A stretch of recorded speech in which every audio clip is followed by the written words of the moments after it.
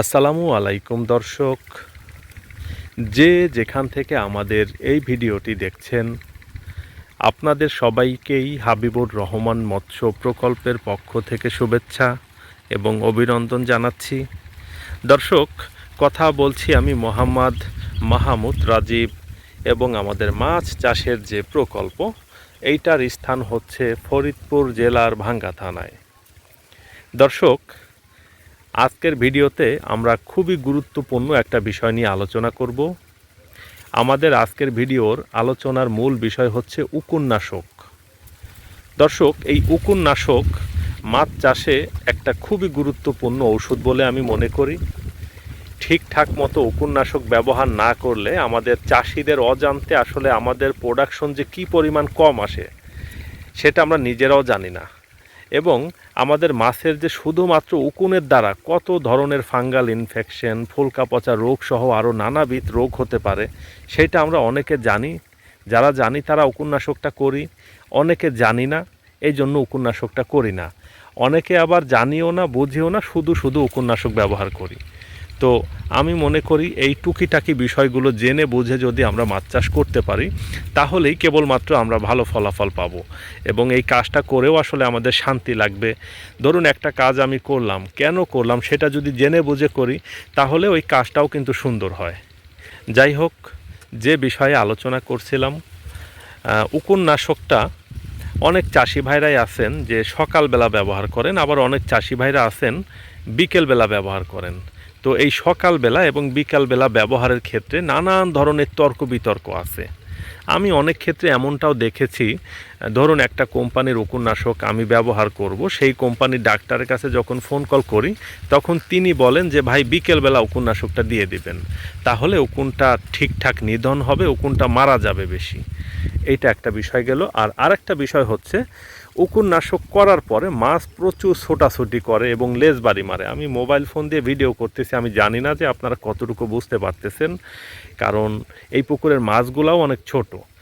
এই পুকুরে আমরা গত 2 সপ্তাহ হবে হয়তো বা, মোটামুটি 2 সপ্তাহ আগে আমরা 100 লাইনের পদ্মা নদীর কার্প জাতীয় মাছের ছোট পোনা মজুত করেছি। তো মাছগুলো ছোট থাকার কারণে আপনাদের বুঝতে হয়তো বা একটু অসুবিধা হচ্ছে, তবে আপনারা একটু খেয়াল করুন, ভিডিওর মাঝে দেখবেন মাঝে মাঝেই লেজ বাড়ি দিচ্ছে এবং একটু ছোটাছুটি করতেছে ঝাঁকে ঝাঁকে। এটা কোনো সমস্যার কারণ না, এটা উকুননাশক করলে এমনিতেই মাছ করে। এই বিষয় নিয়েও আমি বিস্তারিত আলোচনা করব, কেন উকুননাশক করলে মাছ এমনটা করে, এইটা কোনো রিস্কের কারণ কিনা, এটা থেকে কোনো সমস্যা হবে কিনা, এই সার্বিক সকল বিষয় আমি ভিডিওতে সংক্ষিপ্ত আকারে আলোচনা করার চেষ্টা করব ইনশাআল্লাহ। তো দর্শক, প্রথমে যে বিষয়টা বলেছি যে উকুননাশকটা আমরা সকালবেলা করব নাকি বিকেলবেলা করব। দেখুন, অনেক ক্ষেত্রে হয় কি যে এক একটা কোম্পানির এক এক রকম রিকোয়ারমেন্ট থাকে। কিছু কিছু ওষুধ কোম্পানির রেস্ট্রিকশন থাকে সকালবেলাতে করুন, কিছু কিছু ওষুধ কোম্পানির রেস্ট্রিকশন থাকে বিকেলবেলাতে করুন। এখন যেই কোম্পানির ওষুধটা আপনি ব্যবহার করতেছেন অবশ্যই সেটার প্যাকেটের গায়ে আপনি লেখা দেখবেন, অথবা সেই কোম্পানির যে ডাক্তার, সে ডাক্তার সাহেবের সাথে আপনি কথা বলে দেখবেন তিনি কিভাবে আপনাকে সাজেস্ট করেন। তবে আমার ব্যক্তিগত কিছু পরামর্শ হচ্ছে যে আপনার উকুননাশকটা সকালবেলা করেন। সকালে বলতে ধরুন এই 10টা 11টা 12টা এই টাইমটাতে করে দেন। এই টাইমটাতে করলে কি হবে দেখেন, উকুননাশকের কার্যকারিতা আগে বুঝতে হবে। উকুননাশক মাছের এমন একটা ওষুধ যেটা পুকুরে দেওয়া হলে খুব অল্প পরিমাণে অক্সিজেন ফল্ট করে।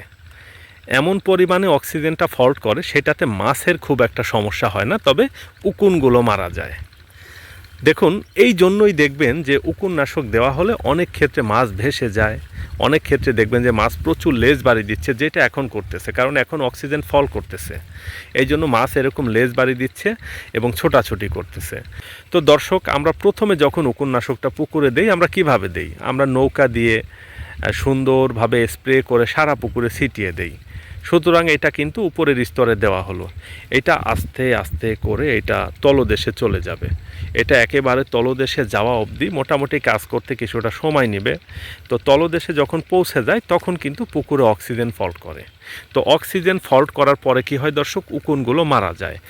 তবে যদি ওষুধের ব্যবহারের পরিমাণটা ঠিকঠাক থাকে সেই ক্ষেত্রে এটা হবে।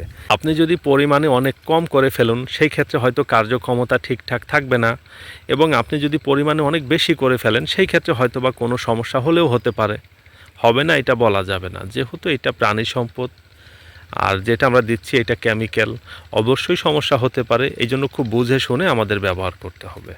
তো দর্শক, উকুননাশকটা যখন পুকুরের তলদেশ অবধি পৌঁছে যায় তখন পুকুরের অক্সিজেন অনেকটাই কমে যায়। কমে গিয়ে প্রথমত উকুনগুলো মারা যায় এবং দ্বিতীয়ত মাছের কিছুটা অস্বস্তি হয়।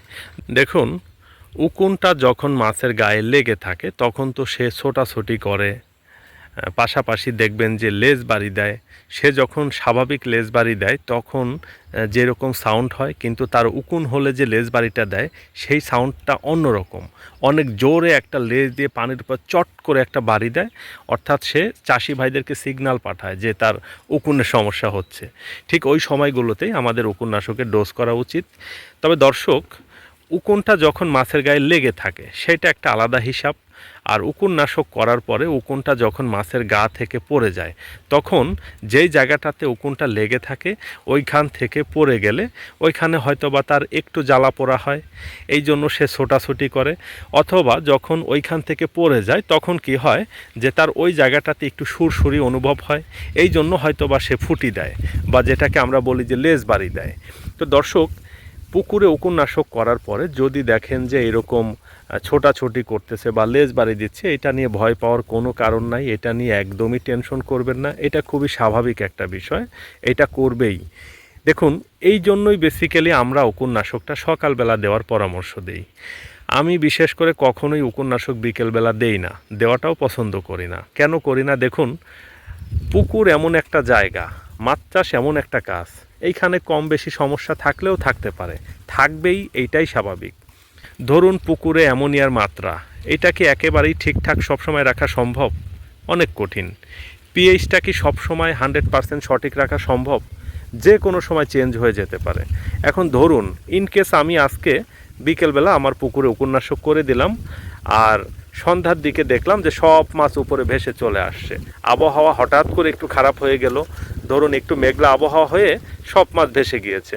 এখন সন্ধ্যার সময় যদি মাছ ভেসে যায় এটা কিন্তু বিশাল একটা ঝামেলা।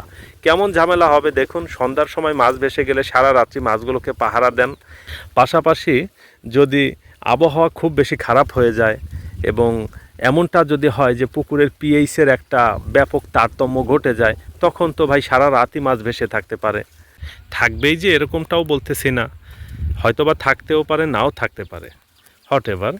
তো দেখুন দর্শক, এই জন্যই বেসিক্যালি উকুননাশকটা আমি সকালবেলা পুকুরে দেওয়ার জন্য পরামর্শ দিই। বিশেষ করে সকালের একটু পর পরে 11টা-12টার দিকে যদি আমরা উকুননাশকটা পুকুরে দিয়ে দেই তাহলে কি হবে, ধরুন অক্সিজেন কিছুটা কমে যাবে, কমে গিয়ে দেখুন রৌদ্র আছে, এই রৌদ্রের আলোতে কি হবে যে ওইটা আবার আস্তে আস্তে করে ফ্লাপ হয়ে যাবে, মাছ ভেসে উঠবে না, মাছ খাবে না।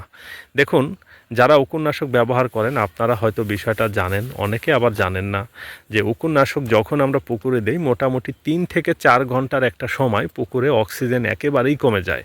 পানিতে দ্রবীভূত যেই পরিমাণ অক্সিজেন থাকে এইটা একেবারে নিম্ন লেভেলে চলে আসে, এই জন্যই বেসিক্যালি মাছ ভেসে যাওয়ার একটা প্রবণতা থাকে। এই জন্য আপনাদেরকে আমি পরামর্শ দিব, আপনারা যারা উকুননাশক ব্যবহার করেন কাজ হয়তো বা একটু কম হবে, হোক না একটু কম কাজ হোক তাও ভালো। আমরা সকালবেলা করলে কি হয়, ধরুন 11টা-12টার দিকে দিয়েছি, ধরুন 4 ঘন্টা এটার কার্যক্ষমতা থাকবে। এখন এই 4 ঘন্টার ভিতরে অক্সিজেন ফল্ট করলেও আমার খুব একটা সমস্যা হবে না, কারণ এই 4 ঘন্টা তো রোদ থাকবে, আবহাওয়া ভালো থাকবে। অবশ্যই মেঘলা আবহাওয়াতে উকুননাশক করা যাবে না। চাষি ভাইয়েরা এখন শীতের সিজন, এই জন্য হয়তো বা আমি এখন করতে বলতেছি, তবে যখন গরমের সিজনে আপনারা করবেন অবশ্যই আগে থেকে ওয়েদারের খবরটা নেবেন, গুগলে সার্চ করে হোক বা আবহাওয়া অধিদপ্তর থেকে হোক, যেভাবেই হোক আবহাওয়ার বিষয়টা আগে কনফার্মেশন নিয়ে তারপরে আপনি উকুননাশক করবেন। মেঘলা আবহাওয়ার ভিতরে উকুননাশক না করারই আমি পরামর্শ দিব। মাছ খেয়ে গেলে যদি অনেক মাছ থাকে এটা একটা বিপদের কারণ হলেও হতে পারে। তো দর্শক এবং সম্মানিত চাষি ভাইয়েরা, যারা দীর্ঘ সময় যাবত আমার আলোচনাগুলো শুনতেছেন, আমি উকুননাশকের ভালো মন্দ বিষয়গুলো এবং উকুননাশক ব্যবহারের নিয়ম এবং এটার যে রিস্ক, এই সার্বিক বিষয়গুলো আলোচনা করার চেষ্টা করেছি। আমি আশা করতেছি আপনারা যারা ভিডিওটা দেখেছেন আপনারা উপকৃত হয়েছেন, কিছুটা হলেও ইনশাল্লাহ আপনাদের হয়তো এটা কাজে লাগবে। যদি উপকৃত হয়ে থাকেন তাহলে ভিডিওটির নিচে খুব সুন্দর গঠনমূলক একটি কমেন্ট করে যাবেন, এবং যারা ফেসবুক থেকে দেখতেছেন আমাদের ফেসবুক পেজটিকে ফলো করে আমাদের এই ভিডিওটিকে শেয়ার করে দিবেন, এবং যারা ইউটিউব থেকে দেখতেছেন আমাদের ইউটিউব চ্যানেলটিকে সাবস্ক্রাইব করে আমাদের সাথেই থাকবেন। সবার সুস্বাস্থ্য এবং দীর্ঘায়ু কামনা করে আমাদের আজকের ভিডিওটা আমরা এখানেই শেষ করতেছি। আসসালামু আলাইকুম ওয়া রাহমাতুল্লাহ।